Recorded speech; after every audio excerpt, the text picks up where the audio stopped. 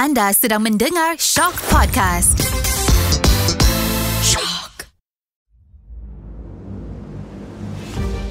Selamat datang, selamat mendengar ke podcast Kerusi Goyang. Kerusi itu tidak selalunya kukuh, tidak selalunya utuh. Kadang-kadang ia bergoyang juga. Kerusi Goyang mengupas isu-isu semasa masyarakat supaya menjadi iktibar dan panduan untuk kita. Kerusi itu tetap bergoyang.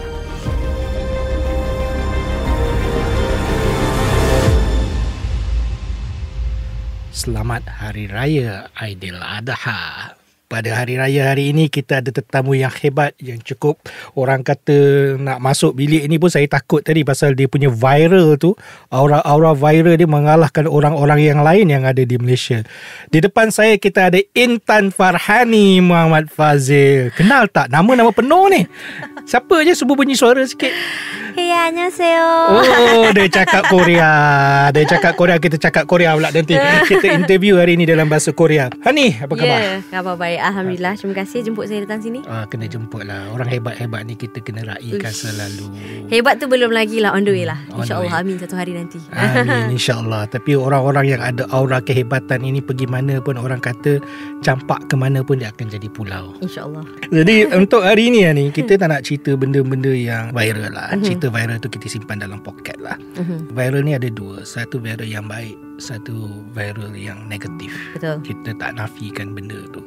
Tapi akhir-akhir ni kita ada satu viral yang agak bagi saya mencengkam jiwa sedikit. Baru-baru ini dia memakai plain card di tengkuknya menyatakan tentang protes tentang intern yang tidak dibayar. Jadi dia mendesak supaya intern ni kena bayar. Itu kita nak cerita sikit lah pada hari ni. Sebelum tu, Hani dulu intern kat mana?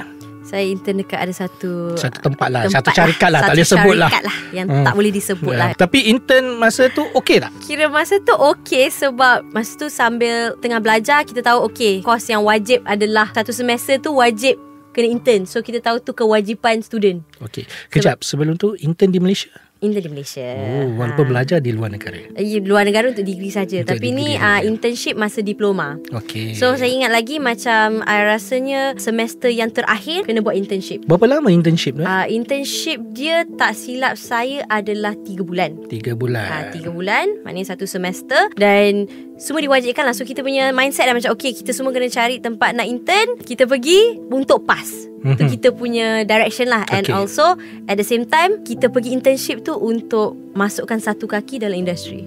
Mana yang kita nak belajar tu lah. Lokasi tempat intern itu Hani pilih sendiri ataupun ditetapkan? Saya pilih sendiri. So masa dekat college tu dia orang memang bagi kelonggaran lah. Boleh pilih sendiri asalkan mengikut apa yang kita belajar lah. Macam saya ambil Meskom, so kita pergilah dekat syarikat penyiaran. Dan kebetulan Hani juga masa tu memang dah jadi pengacara dekat situ. So belajar sambil bekerja. Tapi pengacara tak adalah kerja full time. Pengacara je. So kita tanya dekat company tu, boleh tak saya buat internship sekali, alang-alang kan, untuk belajar lah apa behind the scenes of rancangan yang saya sendiri host. Kalau ditakdirkan masa tu dibenarkan intern di Korea, pergi tak? Sudah semestinya. Ya. Kita apa-apa peluang kita ambil saja. Khususnya di sana lah kan. Tak kisah. Jadi kita nak cerita sini tentang intern. Ramai tak di bawah Hani sekarang ni yang Hani jaga intern? Ada tak? So far bawah ni tak ada intern langsung. Ini garang ke pasal? Tak ada. Kita orang memang tak ambil intern lah sebab so far headcount dah cukup. Kita tak adalah intern. Tapi pernah tak selama ni ada intern yang di bawah jagaan Hani? Tak pernah lagi sebab dalam Hani punya role sekarang ni baru jugalah setahun dua kan. So tak adalah sempat nak macam lama dekat atas ni. So before this sebagai penyampai radio, sebagai pengacara, nak cari intern pun tak ada. So tak ada pengalaman macam tu. Tak ada. Tapi pernah lah bersaing, orang kata duduk semeja makan dengan intern ni pernah dengar lah. Adalah. Ada pernah dengar tak keluhan-keluhan mereka ni? Kalau boleh kongsi lah keluhan-keluhan hati intern yang sedia ada. Keluhan dia selalunya yang saya dengar lah, kita intern tahulah, intern nak belajar, tapi yang disuruh buat kopi, buat air, aduh, fotokopi benda ni, alamak, benda ni benda tu. So macam awal-awal macam kenapa dia orang macam ni. Tapi lama-lama bila dah kerja dalam industri kan, bila kita dah bekerja dekat dalam office, kita sedar juga memang pada saya buat air tu semua macam tak payahlah buat air sendiri. Tapi benda-benda kecil yang kita buat, like basics lah, tolong fotokopi, tolong tengokkan dokumen-dokumen ke apa ke, memang benda tu kecil, tapi sebenarnya kita kena memang start daripada basic, and benda tu yang boleh buat kita belajar sikit-sikit. Ambil je lah apa yang kita boleh ambil. Tapi setengah orang pun tak yalah nak suruh buat air ke apa ke. Antara keluhan-keluhan macam tu lah yang saya dengar. Jadi maksudnya kita boleh katakan sebenarnya intern ni, keluhan utama mereka itu adalah skop kerja. Boleh saya kata begitu tak? Betul, boleh. Pasal ada orang dia merasakan dia masuk kerja, masuk belajar kerja je lah. Lah untuk mendapat ilmu daripada apa yang dipelajar di universiti, benda-benda teoretikal. Jadi kadang-kadang bila pergi untuk praktikal tersebut, dia mendapati sesuatu yang berbeza dari apa imajinasi mereka. Betul. And then experience lah juga. Mungkin tempat kerja tu pun takut nak bagi terus sebab experience tu tak ada. Kalau kita nak cari kerja pun dia kata boleh tak ada experience sikit ke apa background, dia akan check semua tu kan. So actually yang ni dia dua-dua pihak dia ada pros and cons dia pada saya lah. Syarikat pun kena bagi ruang untuk intern buat experience tu, dan intern pun kena faham yang dia pun tak boleh terus buat semua benda, dia pun kena belajar daripada bawah. Bagi saya pula, kadang-kadang ni latihan industri ni buat air ni tak salah. Yang tu adalah macam untuk keperluan diri sendiri je. Yang macam orang kata bully intern lah. Tak apa, ada intern baru. Selalu saya dengar macam ni kalau dekat dalam situasi dalam pejabat mana-mana ke, bagi je intern ni buat, suruh dia beli. Tak cukup kertas, suruh dia pergi beli. Itu memang bukan job scope dia. Minta tolong boleh, tapi jangan sampai macam pemikiran you just because dia intern bagi dia buat benda-benda yang remeh-remeh ni tu. Kalau saya kata pula dia kena buat. Pasal yang junior-junior dulu tu dah kena buat dah benda-benda macam tu. So, jadi kita perlukan kepada pelapis. Apa salahnya kita break the cycle? Kenapa pergi kerja buatlah air sendiri, belilah air sendiri. Awak pergi kerja ni, contohnya kita pergi kerja nak buat kerja, dia punya keutamaan bukan pada siapa nak buat air aku nak air haus, beli buat sendiri. Itu bukan job scope dia, tak payah nak sibuk-sibuk macam tu. Tak boleh nak membezakan hierarki antara senior dengan junior. Macam mana tu ni? Hierarki in terms of kehormatan terhadap senior sangat penting pada saya. Saya rasa macam apa yang sedar bila golongan yang lebih muda ni, diorang kurang sikit benda tu. Kira macam diorang rasa boundaries tu macam tak apa, saya ada hak juga sebagai pekerja. Saya rasa okey, hak tu hak, tapi respect dan adab tu kita tak boleh buang. Jadi tak pernah kena lah masa hari pertama bekerja tu ada satu surat kertas, pergi ambil tanda tangan pegawai-pegawai tu, tak pernah lagi lah. Untuk ni macam untuk orientation lah, nak kenal-kenal ada, mesti ada semua. Yang tu saya tak kisah sebab yang tu memang untuk kita kenal-kenal dengan semua orang dekat dalam syarikat, dan supaya orang dalam syarikat pun kenal dengan kita kan. Tapi itulah pada saya, hierarki tu lebih kepada you hormat, you tahu siapa superior you. You nak buat kerja, siapa you nak report dan sebagainya. Tapi tak semestinya apa yang orang atasan tu buat pun dia tak boleh macam tak ada, sebab aku besar, aku pangkat besar, aku lagi tu, aku patut tahu betul. Aku rasa ni can work tu, dia kena dua-dua pun kena faham juga. Macam yang lebih tua tu pun kena faham, yang muda ni pun ada juga dia orang punya pandangan dan pendapat. Kena terbuka juga. So yang tua dihormati, yang muda disayangi ni. Gitu lah pula. Tapi pada 30 hari bulan hari tu, 30 hari bulan Mei hari tu, Perdana Menteri ada menyatakan satu kenyataan yang mengatakan beliau menunggu laporan daripada Kementerian Sumber Manusia tentang keluhan pelajar-pelajar latihan industri ini. Jadi keluhan-keluhan ini, saya rasa keluhan ni daripada zaman sebelum saya pun dah ada keluhan tu. Dan saya rasa kalau umur saya sekarang ni, saya rasa lebih dah 30-40 tahun lah keluhan-keluhan ini. Tetapi seolah-olah tidak ada titik noktah terhadap keluhan ini. Mungkin Hani ada pandangan lain kenapa benda ini drag until today? Sebab benda sama macam saya cakap tadi, it is a repetition. Dia ulang culture intern tu sama saja. Treatment kepada intern tu sama. Macam tu. Tapi intern ni pun tak payah nak expect semua benda terus berubah. Saya intern, saya nak macam layanan seperti pekerja-pekerja lain. Tak, layanan seperti pekerja-pekerja lain tak boleh lah. You kena faham you masuk untuk apa. Kena faham, saya masuk sebab saya intern. Intern ni apa? Intern kena faham konsep internship tu. Supaya you dapat langkahkan kaki you sebelah untuk masuk dalam industri yang you nak bekerja, supaya you dapat pengalaman untuk membantu you in the future. Tapi at the same time, of course, diorang pun tak semua orang ada privilege untuk go for internship.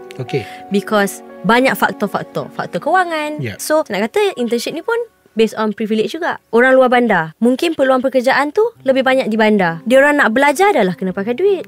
Diorang nak pergi internship pun kena pakai duit. Lepas tu dah lah macam tu. Kalau tak pergi internship, anda gagal. Tapi saya nak cerita sikit. Bila dah cerita tentang kewangan ni, sebenarnya tentang latihan industri ni dah lama cerita dia. Kita ada Akta Kerja 1955 sebelum merdeka lagi. Jadi Akta Kerja 1955 ni menyatakan siapa-siapa yang mengambil latihan industri ini, majikan boleh untuk membayar dan tidak membayar. Itu klausa. Maknanya ada keringanan untuk majikan sama ada nak bayar ataupun tidak bayar. Maknanya 1955. Saya ambil satu contoh lah ni. Kenapa akta dibuat? Maknanya benda ini sudah dibincang sebelum buat akta. Maknanya isu tentang internship ni, saya rasa mungkin tahun 1940 lagi dah ada kan. Tapi akta 1955 ni tidak lagi dipinda.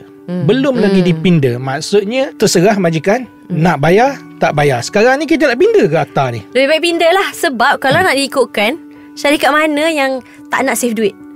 Betul. Kalau dah diberi peluang, boleh bayar atau tak bayar, mestilah dia tak nak bayar. Ataupun kalau dibayar pun pada gaji ataupun allowance yang sangat minimal. Macam saya cakap tadi, kalau orang yang tak berkemampuan, mesti dia nakkan at least allowance. Jujur saya cakap, masa saya buat internship, tak dibayar langsung, kosong. Tapi saya okey sebab tempat kerja dekat dengan rumah, ada mak bapak hantar. Tapi tak semua orang boleh dapat benda macam tu.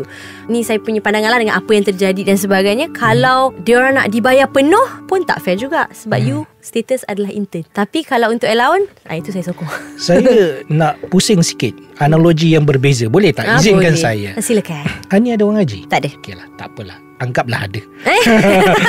Anggaplah ada. Anggaplah ada nak jaga baby seorang tu. Katakanlah kita ambil orang gaji. Pada permulaannya kita kata kat dia, saya tak akan bayar gaji selama 2 atau 3 bulan perkhidmatan anda kerana saya nak menilai dulu. Anda boleh berkhidmat dengan saya ataupun tidak. Kalau tidak, saya return balik kepada agensi. Setuju tak setuju? Kurang setuju. Kenapa? Sebab kiranya walaupun itu adalah kira macam probation kan, penilaian kan. Betul. 3 bulan tu kita ambil masa dia, kita ambil tenaga kerja dia. Kalau dia tak okey ke apa ke, in the end dia buat juga kan. Kalau tak suka, pulang lawa sikit. Saya kan. Because waktu, time tu you know, time, effort orang tu untuk menjaga anak. Dan menjaga anak ini adalah tidak mudah ya. So pada saya macam, at least bayarlah minimal. Kalau you rasa this is probation, kalau you nak gaji yang penuh, kita tengok dulu macam mana, dan kita akan top up balik. Dan tak apa. Tapi itu angle kepada pembantu rumah tersebut. Cuba angle pada majikan pula. Bagaimana kesan-kesan terhadap majikan tersebut. Kita dapat pekerja yang tidak efisien. Kita dapat kerja yang mana kita pikul biawak yang hidup. Yang akhirnya akibatnya, konsekuensinya bukan sekadar kepada majikan, mungkin keseluruhan entiti syarikat tersebut. Saya rasa kalau dia tidak bayar dalam masa 3 bulan tersebut pun, untuk jadikan satu konsep pelajaran, belajar bagaimana untuk menjadi pembantu rumah yang hebat dan sebagainya, berkaliber contohnya, sesuai dengan kehendak majikan tersebut. Mungkin selepas 3 bulan itu dia boleh pick up dan dia nampak dan dia tahu kalau dia dah diberi bayaran, dia tidak merasakan bahawasanya tidak perlu ada perubahan terhadap apa yang dia lakukan. Pandangan Hani? I mean, ada point dekat situ. Tapi again, janganlah sampai tak bayar orang tu langsung 3 bulan kosong. Dia makan ditanggung, tempat tinggal disediakan. Tadi tak sebut kan? Tadi tak sebut kan? You know, kalau dapat kelebihan macam tu, then it's okay. Because again, macam cakap, time orang, usaha orang tu kan. Tadi kalau you sebutkan, tapi tempat tinggal disediakan, makanan disediakan, you know, perlindungan semua, dan I say saya akan setuju juga. So maknanya di sini ni, kita bukanlah membicarakan tentang gaji. Boleh setuju dulu? Sort of. Bukan cerita pasal allowance. Saya rasa kita harus melihat dari segi holistik, keseluruhan konsep kenapa diwujudkan latihan industri tersebut. Saya merasakan kadang-kadang kita ni banyak mengeluh tentang keadaan tanpa kita menilai kenyataan. Itu dia kata-kata. So keadaan kita ni, kita mengatakan kita ni tak kemampuan, kita ni ada masalah kewangan, kita ni begitu dan begini. Tapi kita lupa tentang kenyataan bahawasanya latihan industri itu adalah memberi sesuatu yang mana pulangannya itu lebih besar daripada apa yang kita rasakan kita dapat. Jadi saya nak ulas sedikit. Maknanya kadang-kadang kita ni bila kita masuk belajar latihan industri ni, memang kita belajar lah. Kita nak menyelesaikan orang kata mata kuliah kita, salah satu subjek wajib. Sebelum kita masuk, kita sudah tahu bahawasanya akan ada latihan industri. Betul. Setuju. Apabila kita tahu kita akan ada latihan industri, kita sudah tahu apakah consequences terhadap perkara tersebut. Termasuklah isu mungkin tidak dibayar, mungkin tempat kita itu jauh dan sebagainya. Tapi persoalan tetap saya nyatakan di sini, ketika ini kita boleh memilih.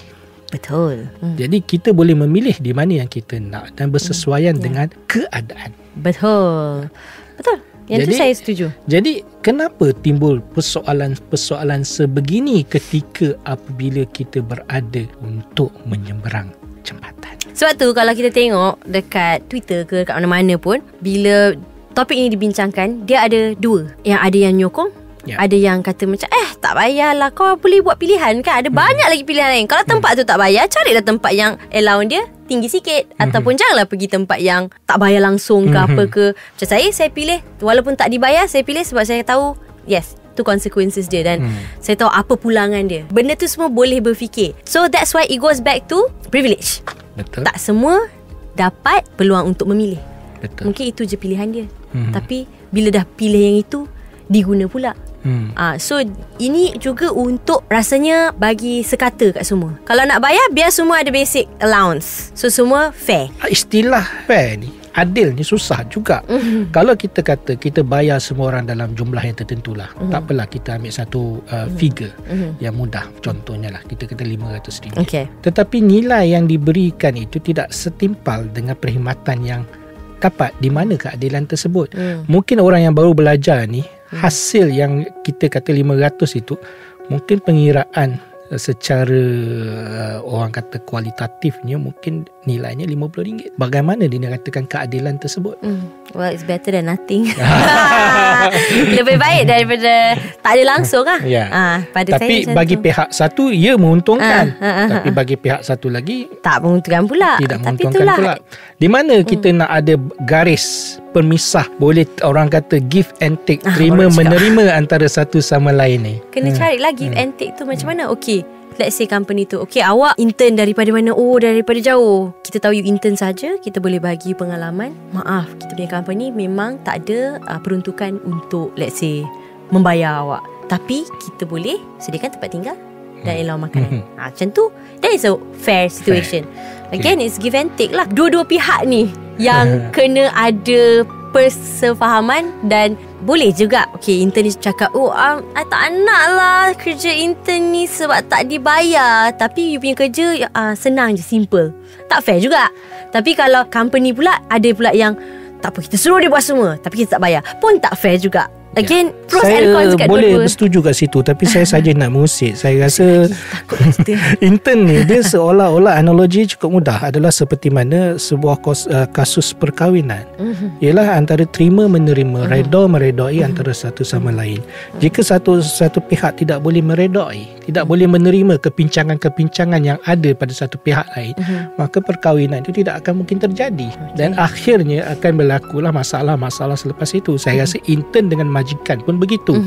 Dia perlu ada konsep terima menerima, reda meredai antara satu sama lain, kerana kita tahu mungkin di situ ada kekurangannya, pada masa yang sama dia juga memiliki kelebihannya. Jadi konsep ini kalau kita boleh terapkan, maksudnya kita tahu bahawasanya konsep latihan industri itu yang pertama ialah untuk kita memberi pendedahan terhadap dunia nyata pekerjaan yang mana tidak sama dalam bilik kuliah. Betul. Kehidupan realiti itu cukup berbeza daripada apa yang ada dalam muka surat buku. Jadi kita kadang-kadang kita lupa itu adalah sesuatu yang lebih tinggi nilainya berbanding dengan apa yang dituntut oleh para pelajar intern ini. Ada komen? Saya setuju. Kiranya contoh lagi satu. Let's say majikan adalah A, intern adalah B. Sama macam perkahwinan. A tak boleh jadi B, B tak boleh jadi A. Setuju. Tetapi apa yang diorang boleh buat, diorang boleh berjumpa di C dan bersama-sama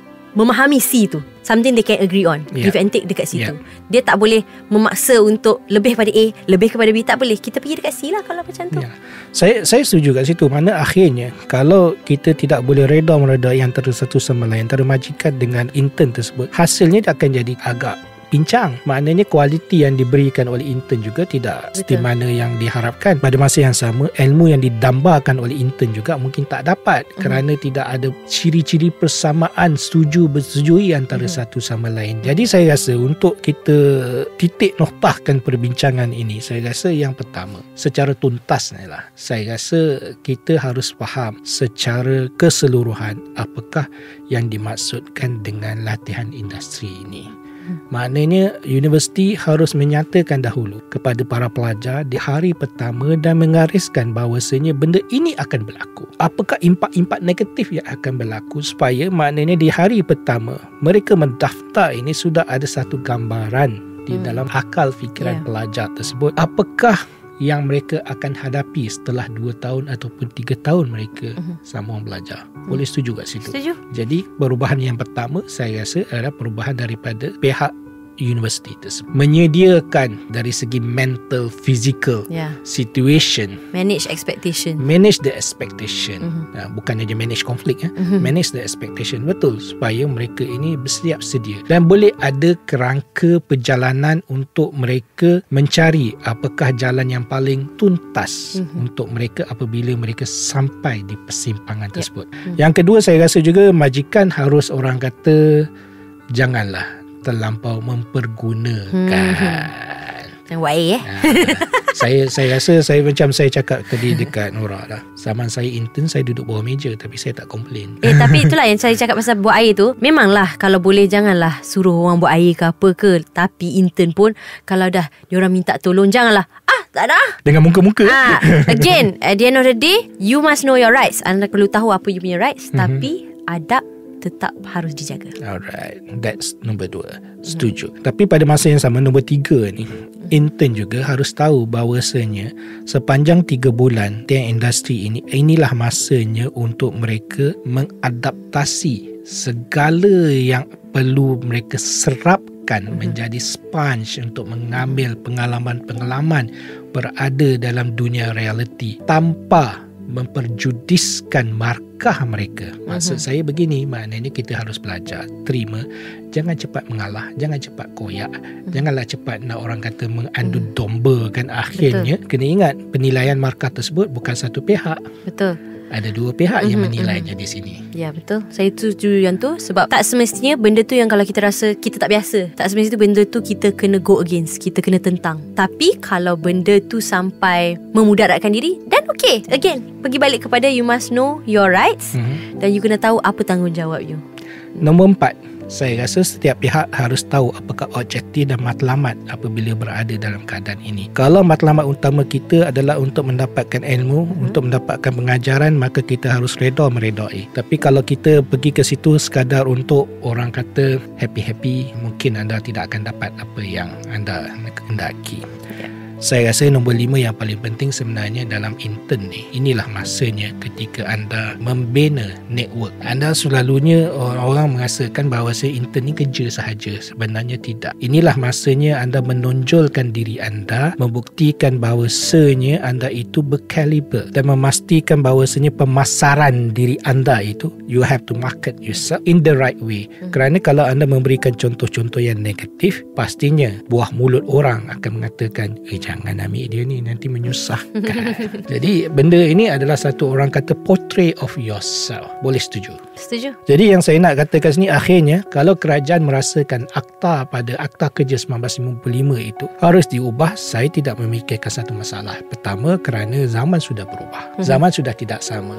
Jadi kehendak juga sudah tidak sama. Betul. Kalau dalam teori sosiologi itu 2 benda berbeza, maka berubahlah segala-galanya, iaitu masa dan tempat. Masa 1955, 2023 pasti sudah berbeza. Jauh berbeza. Tempat juga sudah berbeza. Jadi teori sosiologi itu mengatakan harus berubah segala-galanya. Maka saya menyeru juga pada kerajaan untuk menilai kembali Akta Kerja 1955 ini, supaya kita orang kata setuju dengan apa yang Hani kata. We have to take a win-win situation right now, right? Supaya tidak ada pihak yang merasa kecewa ataupun pihak yang merasakan tidak mendapat keadilan dalam isu ni. Boleh setuju? Setuju. Jadi pastinya selepas ini, kalau siapa-siapa nak intern, boleh hubungi Hani. Jadi dia memerlukan juga intern yang pastinya intern yang reti buat kopi. Tulas kita pergi minum kopi sama-sama. Kalaulah kita dapat majikan yang begini cukup hebat.